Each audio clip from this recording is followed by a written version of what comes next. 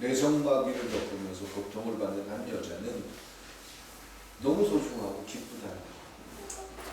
하나님이 주신 마음 때문에 나는 누구보다 부럽지 않다. 글자를 한 글자 쓰려면 온몸에 땀이 흘러야 한 글자를 쓸 수 있는 그런 사람입니다. 먹는 것도 불편하고, 특히 이제 제 친구 동생이 뇌성마비를 겪어서 제가 주변에 어릴 때부터 참 많이 봤습니다. 간질이라고도 하기도 합니다. 근데 여러분들 그 고통이 어떤 고통이냐면요, 이제 앞으로 뇌성마비를 겪고 있는 그런 사람들을 보면 참 측은한 마음과 긍휼이 없는 마음을 가져주길 바랍니다. 어느 정도부터 여러분들 혹시 쥐가 나본 적 있어요? 다리나 팔 이런데? 특히 이제 잠을 자다가 쥐가 나신 적 있을 거예요. 이 쥐가 나서 계속 올라오기 시작하면 양쪽 다리에 다 쥐가 올라옵니다. 그리고 심지어는 100가지 쥐가 올라오는데, 그러니까 누군가 옆에서 풀어주거나 자기 스스로 푸는 방법을 터득한 사람은 스스로 풀 수 있지만, 그렇지 않은 경우는 그 고통이 이루 말할 수가 없습니다. 그러니까 몸을 가누지 못하고 자기 마음대로 되지 않는 게 마비가 오는 거예요. 근데 이 뇌성마비를 겪는 사람들은 수시로 이런 일이 찾아옵니다. 길에 가다가 막 쓰러져가지고, 그럼 그런 사람들이 주변에 있으면 그 사람들 귀신 들린 사람 아닙니다. 미친 사람도 아닙니다. 그 사람들 손을 만지면은, 그 사람들 손 만지면 병 걸리는 거 절대 아닙니다. 그런 사람 보면 옆에서 주물러 주기라도 할 수 있기를 소망합니다. 제가 택시 운전을 몇 달 동안 할 때 참 힘들었어요. 고통스럽고 어려웠어요. 그런데 그 택시 운전을 하는 사람들 가운데 뇌성마비가 좀 약한 사람이 하나 있었어요. 제가 참 힘들었던 건 길을 몰라서예요. 사람들이 무섭거나 이러진 않았어요. 길을 몰라서 핀잔을 듣는 게 참 싫었어요. 아니, 택시기사가 거기도 몰라요? 이런 말이 참 듣기 싫었어요. 그러다 보니까 주눅 들기도 하고, 운전을 하고, 제가 가장 오래 운전대에 앉아서 운전을 해본 시간은 화장실 가는 거 말고 샌드위치 먹으면서 한 30시간을 제가 운전을 계속 해본 적이 있어요. 그래서 하루에 40몇만 원을 벌었어요. 열심히 했는데, 근데 그 뭐 운전을 하고 힘들고 이런 게 힘든 게 아니라 사람들 상대하면서 사람들이 핀잔 주는 거, 아 무슨 기사가 거기도 몰라요? 아 참나, 이런 얘기가 참 자존심 상하고 힘들더라고요. 그래서 이걸 나도 버텨야 되는데 어떻게 버티지? 이런 생각을 하면서 하루하루 힘들었는데, 저희 회사에 뇌성마비를 앓고 있는 기사가 하나 있어요. 근데 이 친구는 다 웃으면서 생활을 해요. 그 친구를 보는 순간 저는 뒤통수를 한 대 맞은 것 같은 그런 느낌을 받았어요. 야, 저 친구가 그 사람들에게 핀잔을 듣고 저런 사람이 운전을 한다, 또 저런 사람이 나를 제대로 데려다 줄 수 있을까, 이런 얘기를 얼마나 많이 들었을까. 그 친구는 아직도 지금 저 스마일 택시 기사를 하고 있는 거 제가 알고 있는데, 그 친구가 버텨냈는데 나는 못 버텨낼까, 이런 생각을 했어요. 그 친구는 그걸 다 참아내면서 얼마나 힘들었을까요? 여러분들 택시 타는데 뇌성마비기가 있는 사람이 운전을 해요.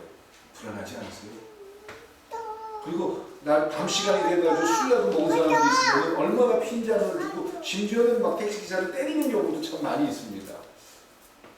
그런데 그런 힘든 시간들을 버텨냈다라는 걸 보면서, 참 저 사람 대단하다. 나는 너무 온실 속에서 살았나? 힘들고 고생하는 거 무서워하지 않는다고 큰 소리 쳤던 내가 기껏 이걸로 내가 힘들어하나? 그러면서 내 자신을 되돌아봤습니다. 그리고 이겨내고 버텨낼 수 있었다고 생각합니다.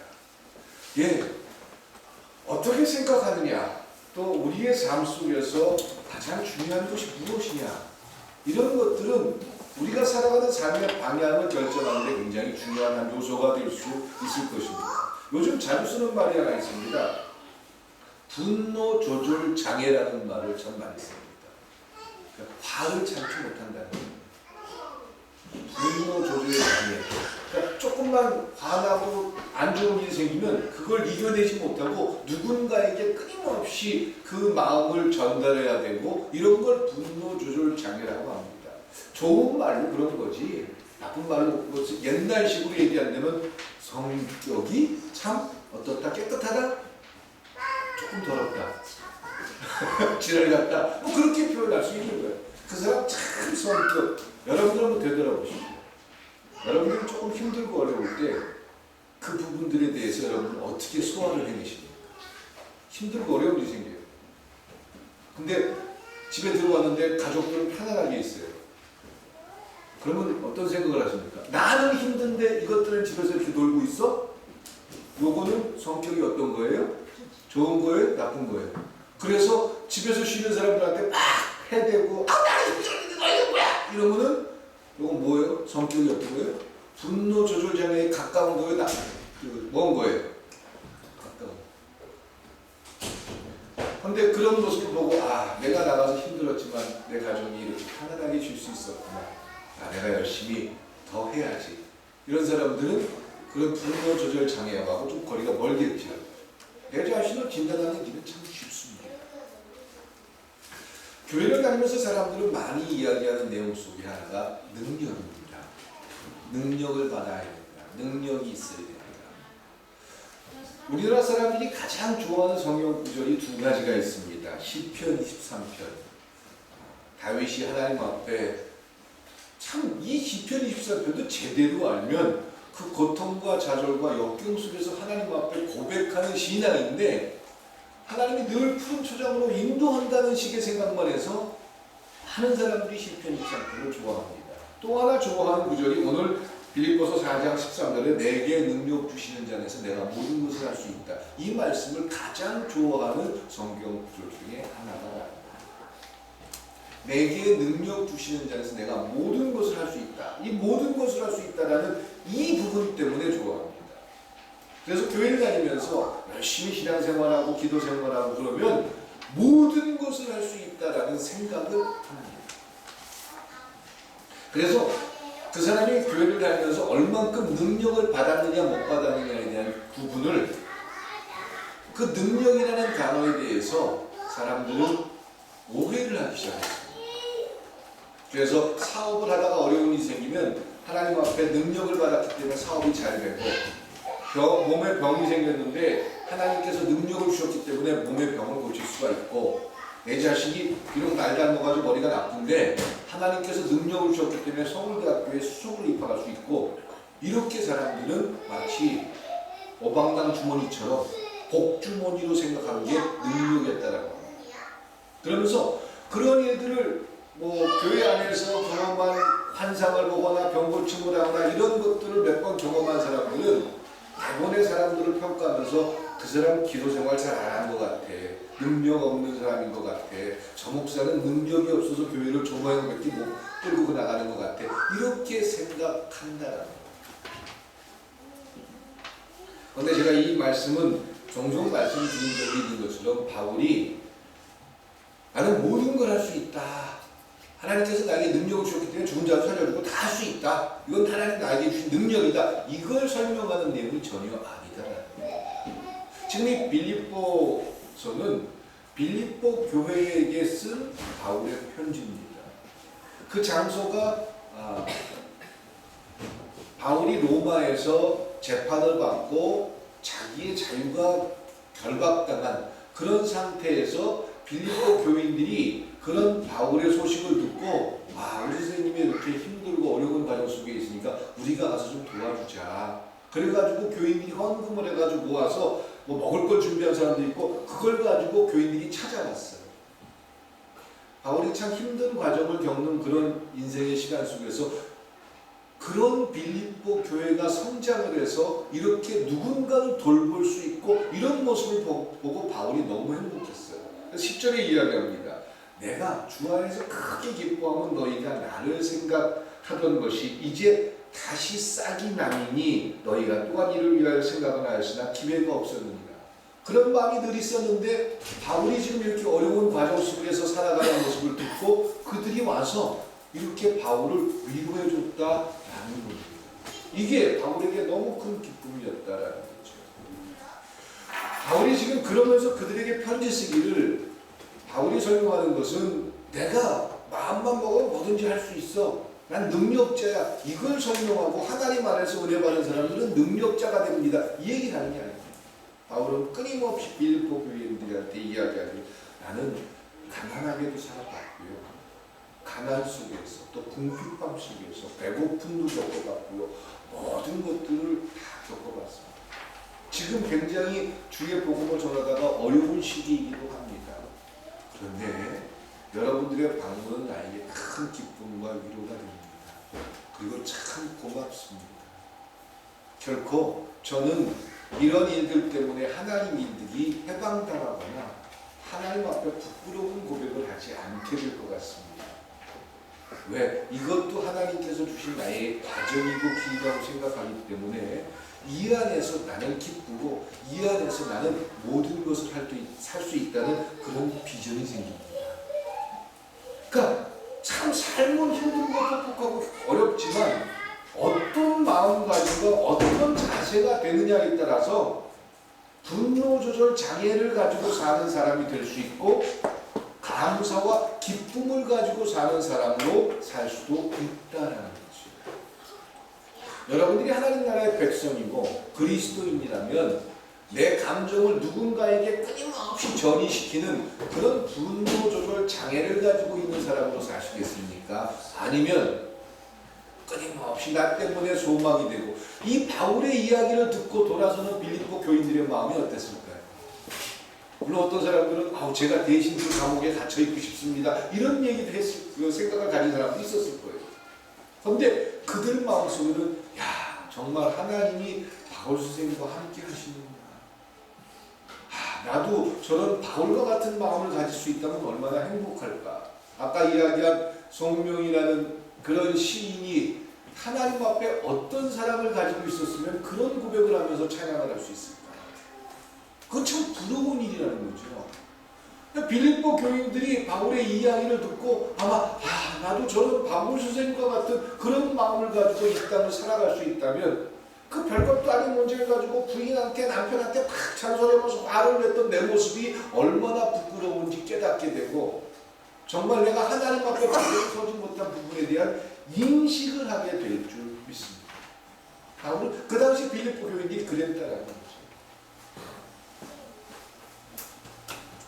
바울에게는 바로 모든 모든 일들의 원천이 자족하는 마음, 감사하는 마음을 가지고 있었다. 가난한데도 감사했다. 그러니까 어떻게 생각하느냐에 따라서 다를 수 있다는 거죠.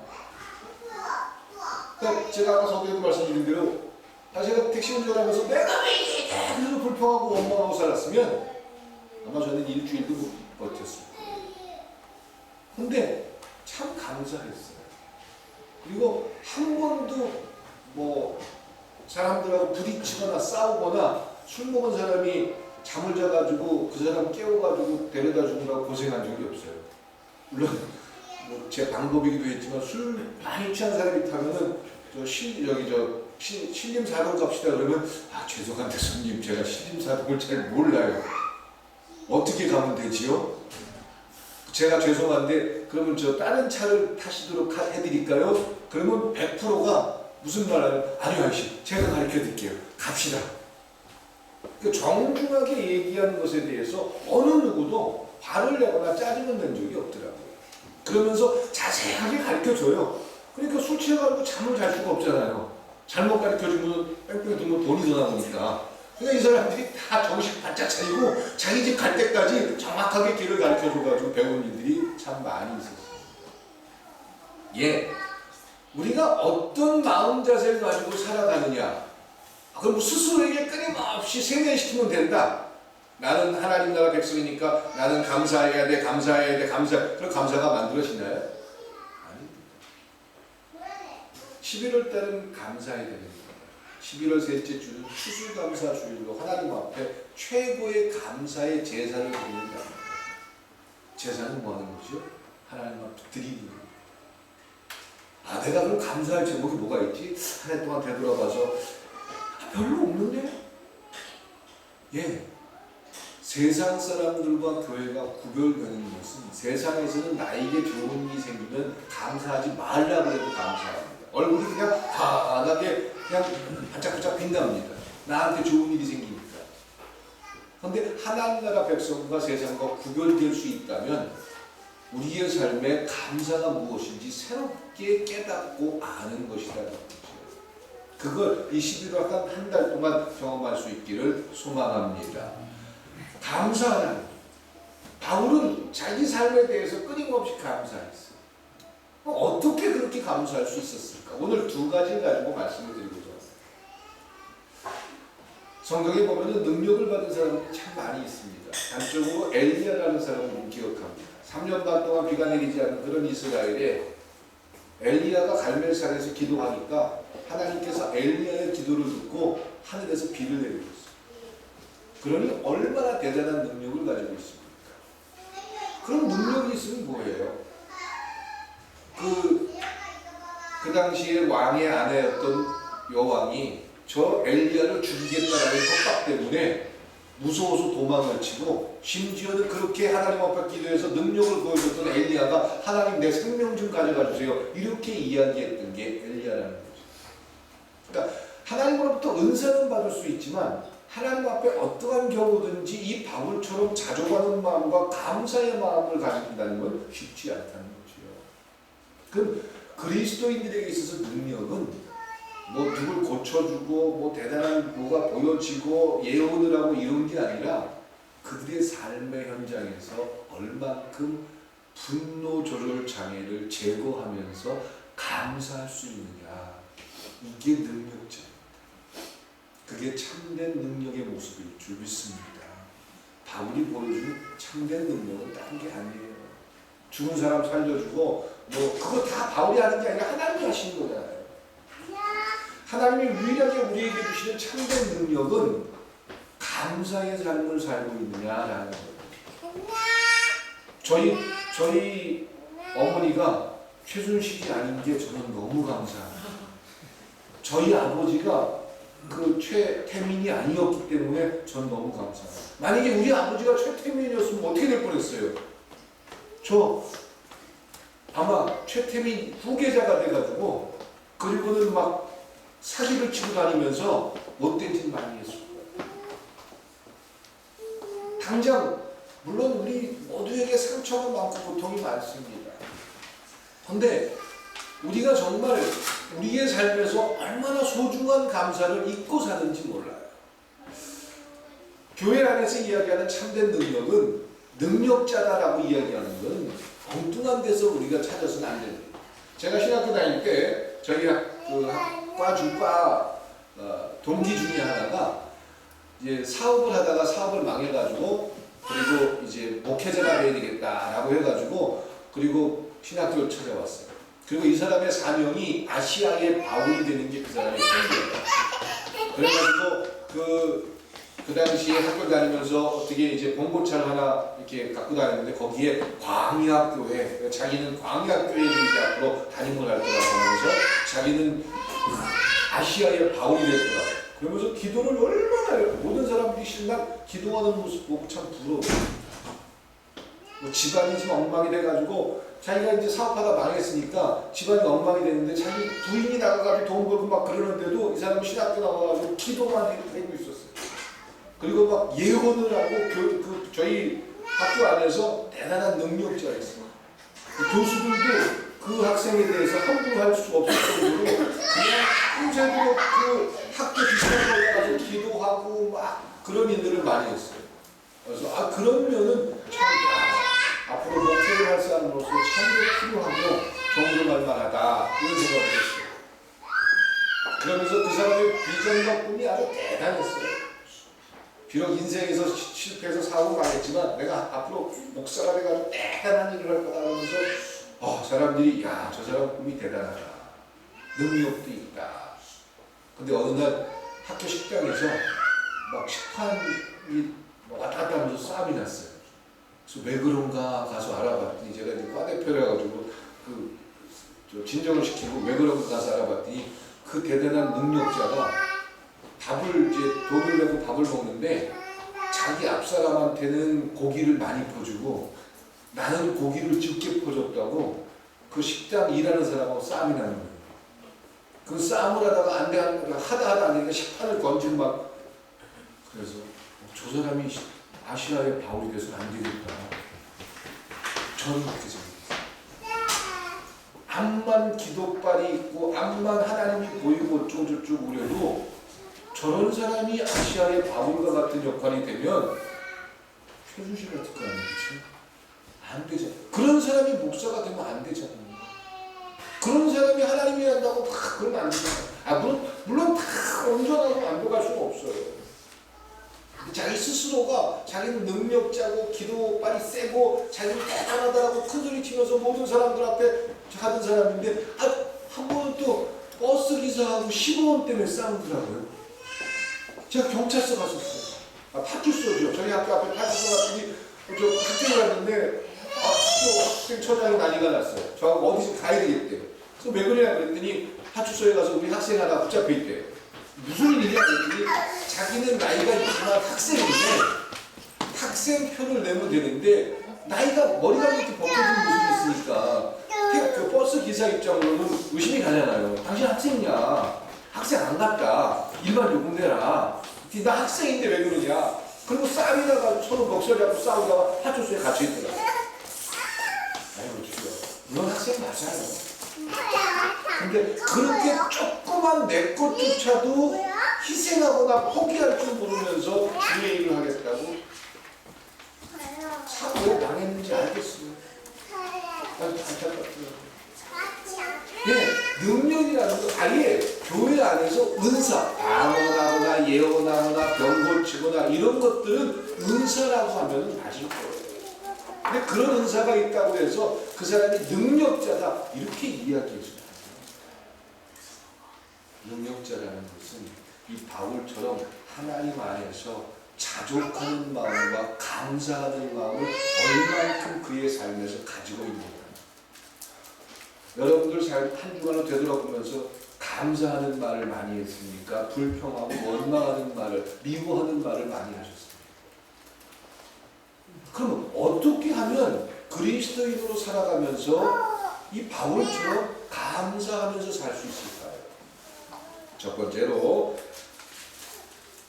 13절에 내게 능력 주시는 자 안에서 내가 모든 것을 할 수 있다 라고 바울이 이야기하는 것처럼 내게 영어 성경을 보면 크라이스트가 들어가 있는데 내게 능력 주시는 자가 바로 예수 그리스도인데 이 크라이스트가 빠져 있습니다. 그러니까 그리스도 안에서 이 일이 가능하다라고 해요. 그러니까 빌립보 교인들이 바울을 찾아갔어요. 근데 이 사람의 얼굴이 환하고 감사한 모습으로 그것조차도 모든 걸 기쁨으로 받아들이는 그런 바울을 보고 놀랐을 거예요. 그래서 사람들이 선생님 어떻게 이렇게 평온하고 기쁨을 가지고 사십니까? 감옥에 갇혀있는 그런 입장인데도 그런 모습을 보고 그때 바울이 얘기하기를 내 속에 그리스도께서 살아계셔서 끊임없이 나에게 영향을 주기 때문에 일이 가능하다라고. 그러니까 감사하는 사람들은 어떤 사람들이 감사하냐면 먹고 살고 내게 넉넉함이 있기 때문에 감사한 게 아니라 그리스도 안에 있는 자들이 감사를 고백하게 될 줄 믿습니다.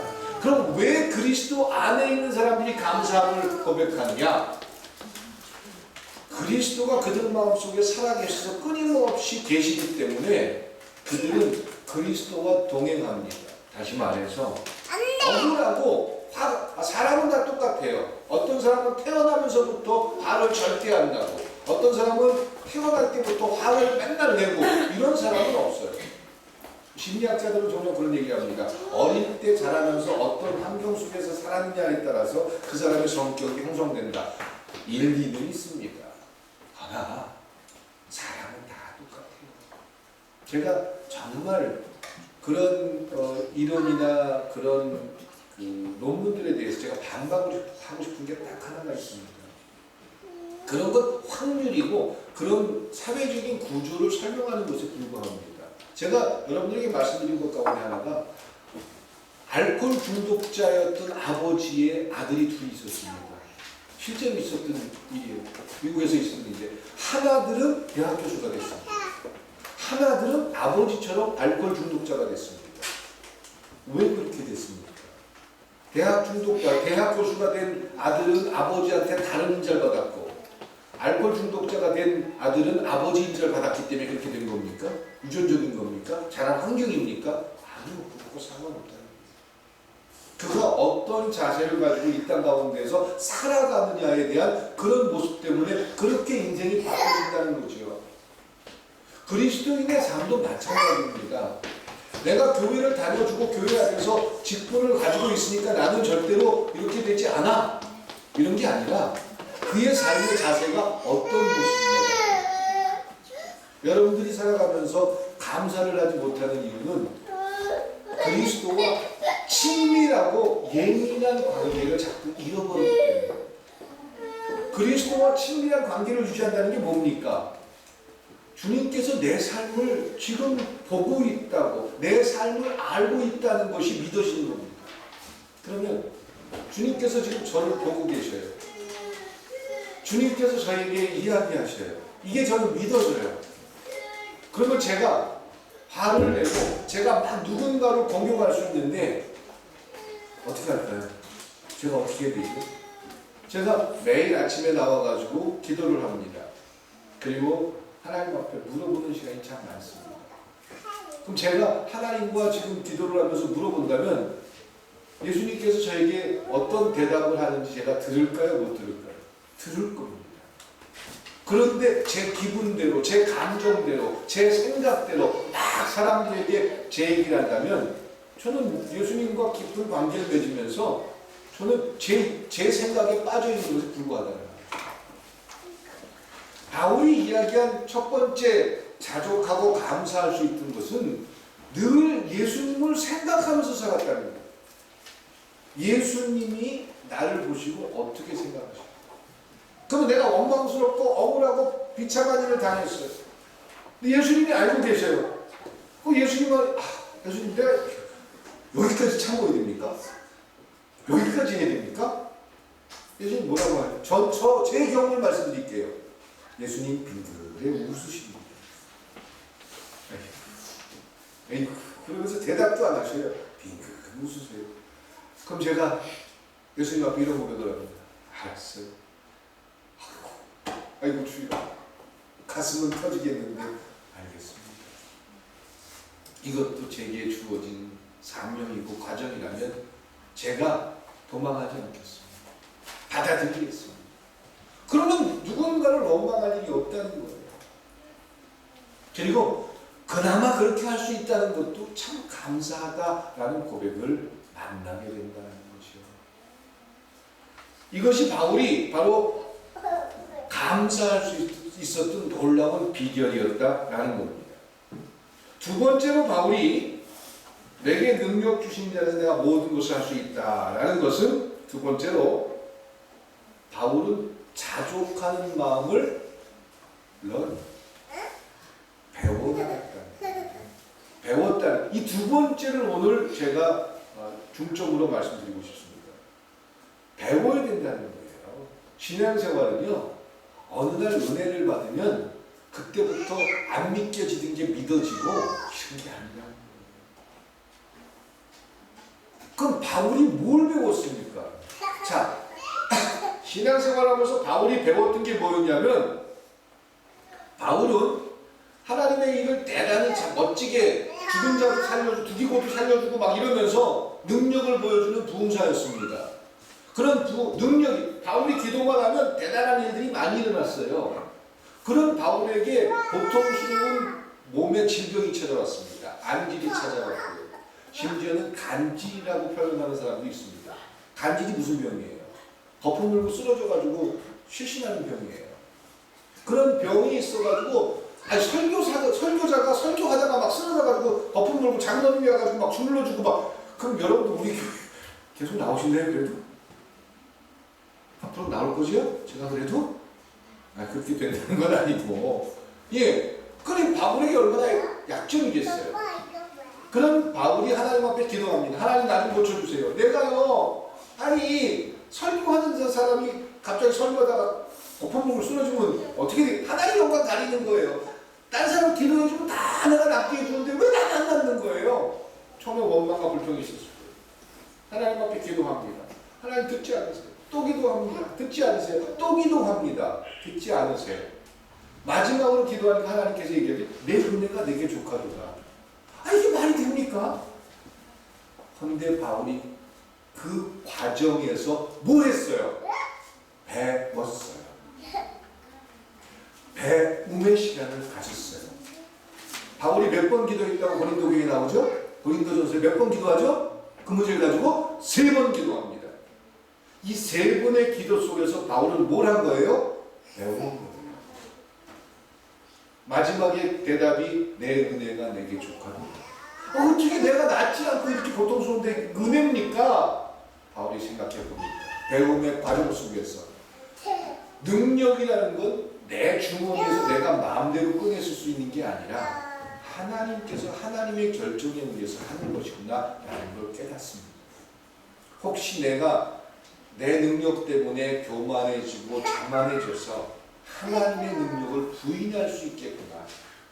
내가 몸이 고통스럽고 이 병 때문에 괴로워한다면 나는 고통스럽고 병들어하는 그런 사람들의 마음을 계속 알 텐데 하나님 나로 하여금 그들을 보듬으라고 이렇게 하시는구나. 바울은 그 과정에서 뭐 했어요? 배웠어요. 그리스도인의 참된 능력은 배움을 통해서 나타난다는 겁니다.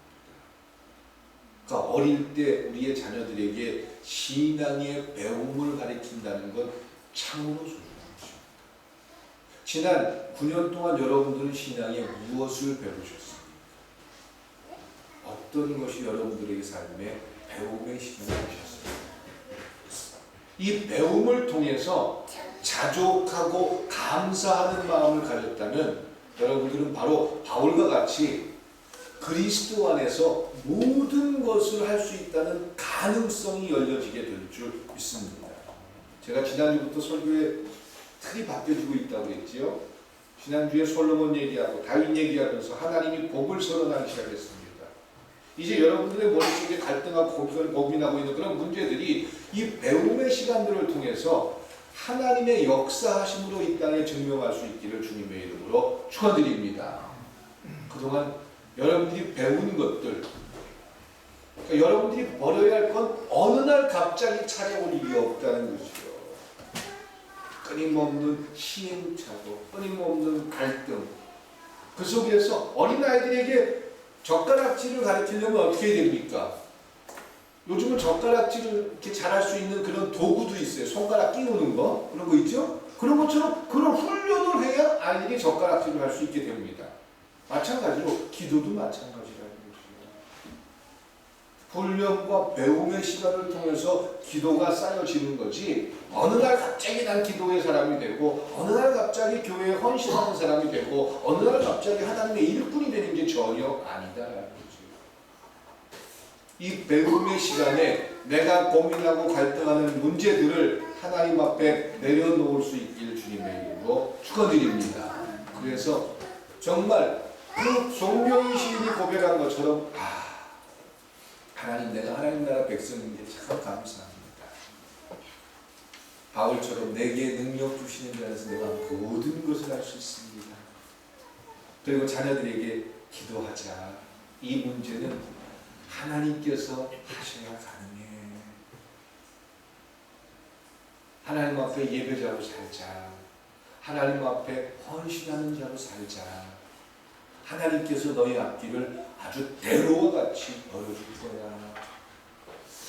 이 모든 과정이 배움을 통해서 여러분들 삶에서 경험될 수 있길 축원드립니다. 그래서 진정한 능력자로 하나님 앞에 참 감사하는 자. 내가 이번 올해에 뭘 갖고 감사해야 되지? 이게 아니라 정말 내가 감사할 수 있는 수많은 고백이 여러분들 앞에 삶 속에서 감사로 만나줄 수 있길 축원드립니다. 기도드리시겠습니다.